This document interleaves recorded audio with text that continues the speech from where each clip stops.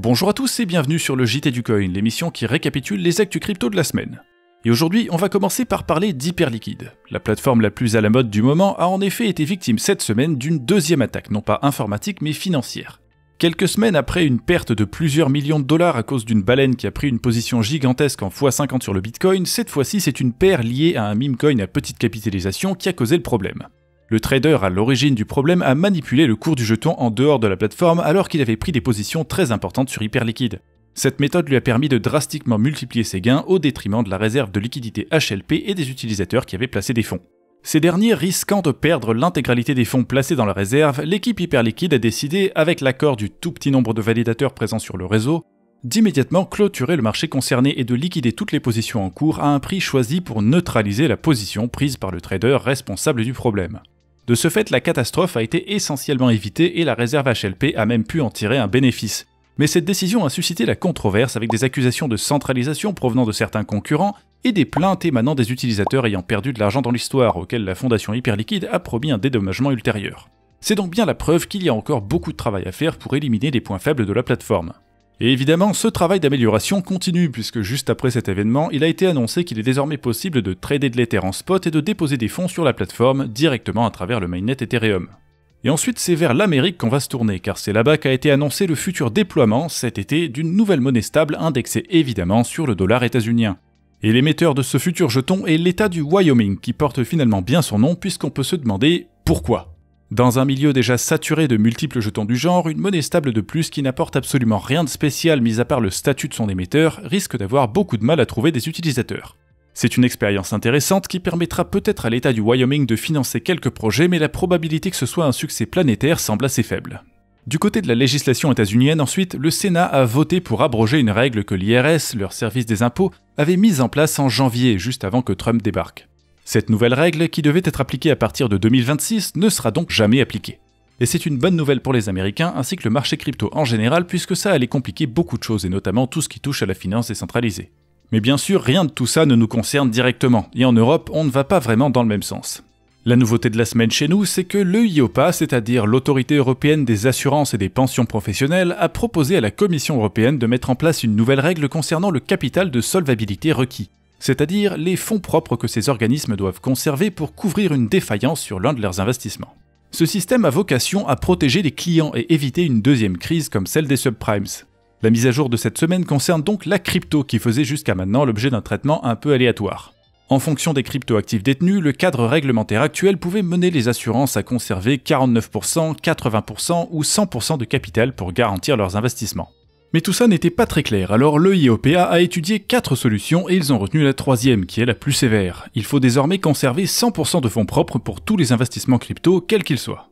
C'est plutôt positif pour les bénéficiaires des politiques d'assurance et autres pensionnaires, pour qui le risque de voir leur argent disparaître serait réduit, mais ça n'est pas vraiment positif pour le marché crypto puisque ça va ralentir l'investissement dans cette classe d'actifs par les assurances et fonds de pension européens. Cela dit, les montants investis à ce jour sont de toute façon négligeables puisque ces organismes n'aiment pas trop le risque. Contrairement à eux, la banque publique d'investissement française, connue sous le nom de BPI France, a justement été créée pour prendre des risques, plus spécifiquement en investissant dans des PME françaises qui ont besoin de financement. Et cette semaine, BPI France a annoncé investir prochainement la somme de 25 millions d'euros dans des cryptoactifs émanant de projets français. Au cours de la dernière dizaine d'années, ils ont déjà investi plus de 150 millions d'euros en tout, donc ce n'est pas la première fois, mais c'est bien la preuve qu'ils accélèrent les investissements dans le secteur. Malheureusement, la crypto reste un sujet controversé, en France comme ailleurs. Et tandis que BPI France y investit, d'autres publient des émissions calomnieuses et ridicules comme celle diffusée il y a quelques jours dans le podcast Affaires étrangères sur France Culture.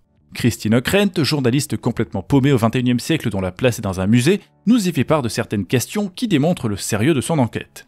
C'est quoi un blockchain, déjà ? Ensuite, elle émet des doutes sur l'écosystème en général. C'est ça qui est absolument saisissant, c'est le nombre de scandales qui émaillent l'histoire des cryptos depuis une vingtaine d'années. Comme tout le monde le sait, le système financier traditionnel n'a jamais fait l'objet du moindre scandale dans les 20 dernières années, ce qui explique pourquoi c'est si choquant d'en voir apparaître dans la crypto, que tout le monde s'attendait à voir rester un écosystème paradisiaque dépourvu du moindre petit crime. Enfin, elle nous apprend la chose suivante. C'est un canal, si j'ose dire, extrêmement commode pour blanchir de l'argent, pour se livrer à toutes sortes d'activités criminelles Et quand son invité lui explique que le pourcentage de valeur des transactions d'origine criminelle est 21 fois plus petit dans la crypto que dans le système financier traditionnel, sa conclusion reste exactement la même. Donc vous voulez dire, en fait, il vaut mieux que les criminels utilisent des cryptos? Parce qu'il ne faut jamais laisser la réalité vous convaincre que vous avez tort. C'est ça le vrai journalisme. Et donc, suite à la publication de ce podcast, l'Institut national de Bitcoin, qui a été créé très récemment, en a profité pour saisir l'Arcom. Même si je ne suis pas certain que les conséquences soient particulièrement terribles pour Christine Ockrent, au moins il y a une chance minuscule qu'elle soit un tout petit peu sanctionnée pour avoir osé publier ce ramassis de foutaise, et ça serait déjà pas mal. Et maintenant, pour en finir avec les actus de la semaine, il faut mentionner les événements ayant récemment eu lieu chez Binance. En effet, la plus célèbre des plateformes d'échange a fait beaucoup de bruit en expulsant à la fois un teneur de marché et un employé pour deux affaires différentes ayant eu lieu à peu près au même moment. Le teneur de marché en question, qui était censé fournir de la liquidité à l'achat comme à la vente sur la paire Move USDT, n'a placé que des ordres de vente et s'est donc servi de la plateforme pour faire du profit sur le dos des clients, ce que Binance a moyennement apprécié. La conséquence a été double. D'abord, l'expulsion immédiate et définitive du teneur de marché concerné. Ensuite, le gel de ces fonds qui seront désormais destinés à dédommager les utilisateurs lésés.